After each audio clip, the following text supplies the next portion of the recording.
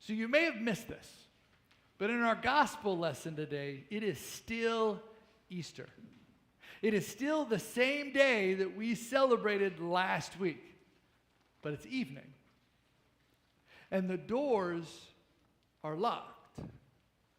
So this is after the women saw the empty tomb, after Mary saw Jesus alive, after the women ran to go tell the disciples that he was alive, after they themselves ran to the tomb and saw it empty.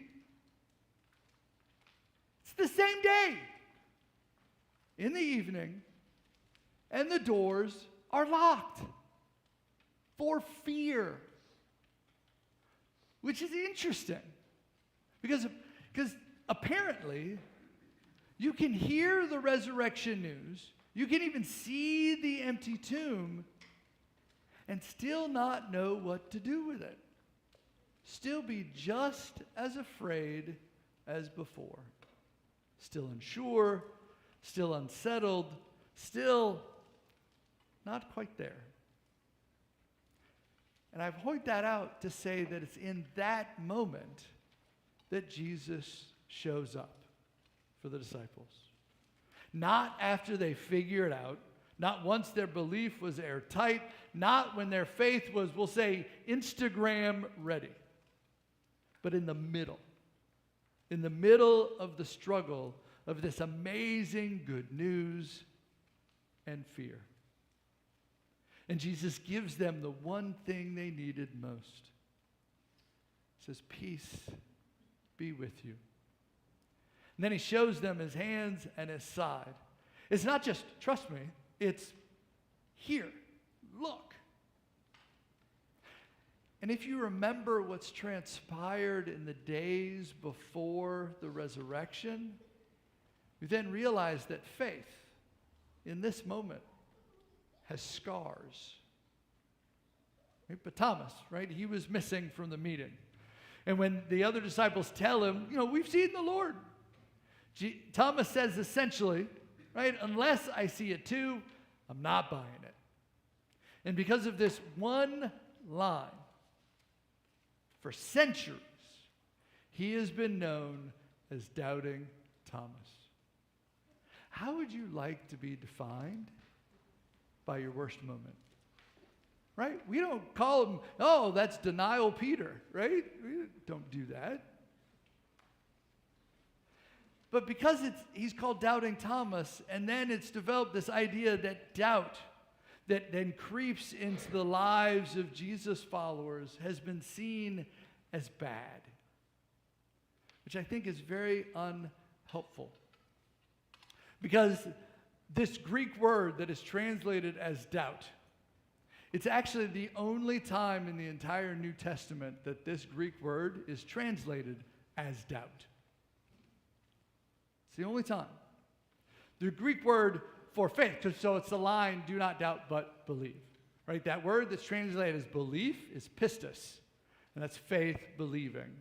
And this word that's translated as doubt, the only time it's translated that, is literally the opposite of pistis. It's apistis. And you guys may think, oh, Pastor, it's not a big deal. You're just geeking out over Greek. But I actually think this thing is huge. Because this is not just dealing with doubt. This is dealing with anything that gets in the way of living a full-on, full-fledged existence directed by this eighth day of God's new creation. Right? And honestly, Thomas isn't seeking. So one thing, I think it's more than just doubt. But honestly, Thomas isn't seeking more than what the others got. Right? They saw. They experienced.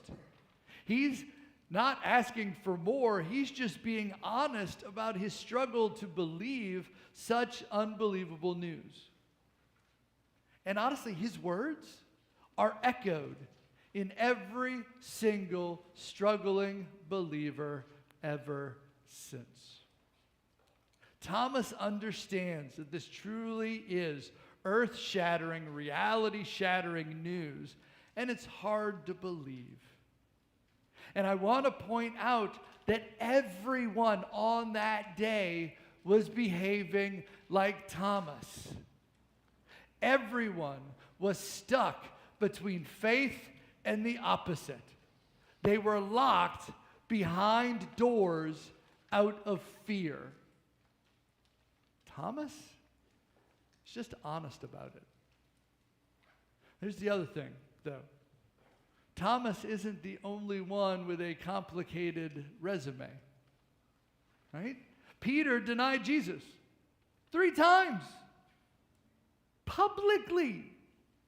And yet, he is still a disciple, still included, still sent, still mentioned specifically by name of those Jesus wants the women to tell. So apparently in the resurrection community, failure doesn't even disqualify you. And neither does wrestling.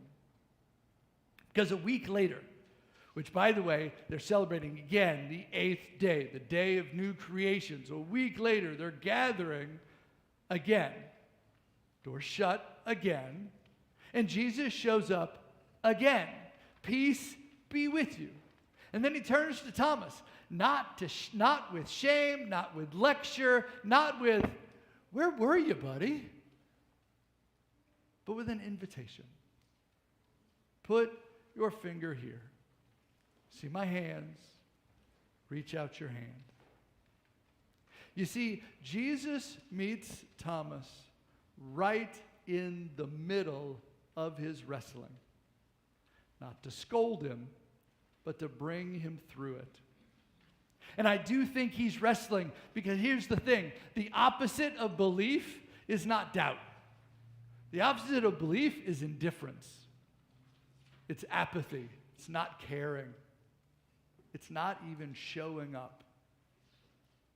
But we miss this fact that the week after the resurrection, the week after Thomas missed the event, Thomas showed up.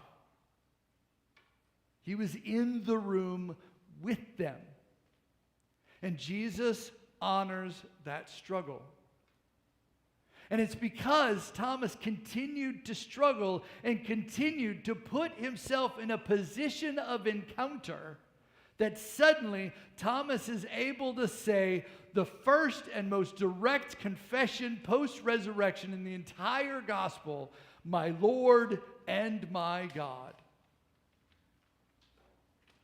Which makes me wonder, maybe doubt, maybe wrestling with the opposite of faith isn't the enemy.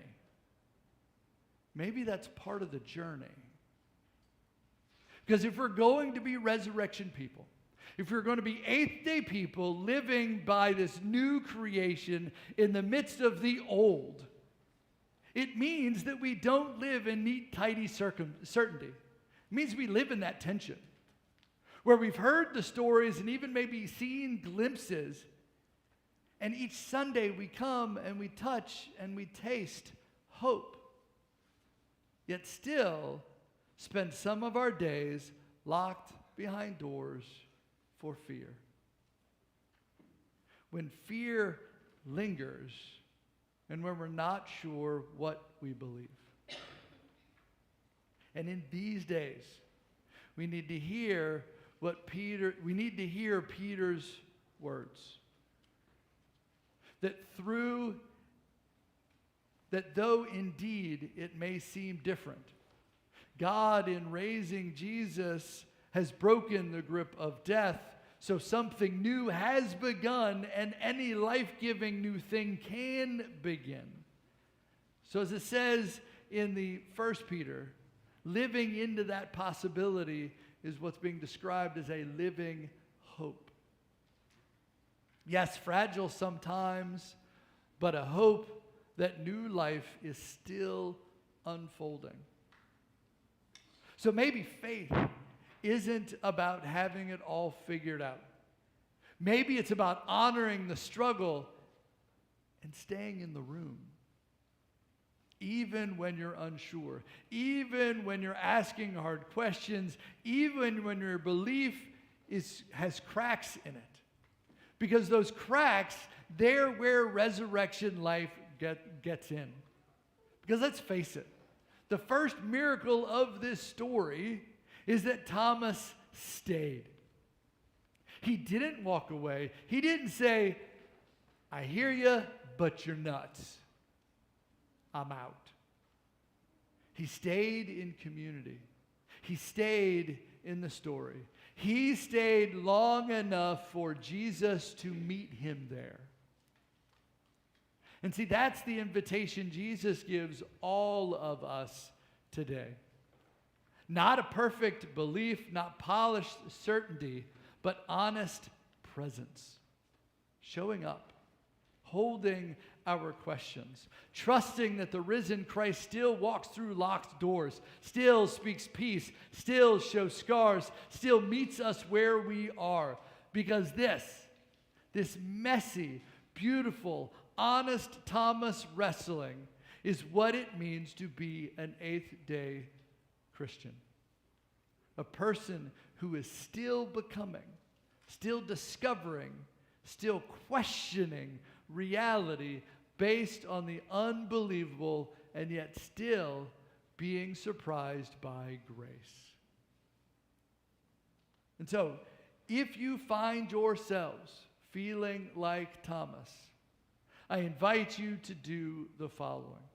1, pray without pretending. You don't need polished prayers as much as you need honest ones. Name your questions out loud, knowing that being honest and saying, I'm struggling with this, is part of the promise, is part of the journey. Stay in community. See, in those times, we need others to carry us when we are on the other side of belief. So like Thomas, stay in the room. But always strive to choose hope.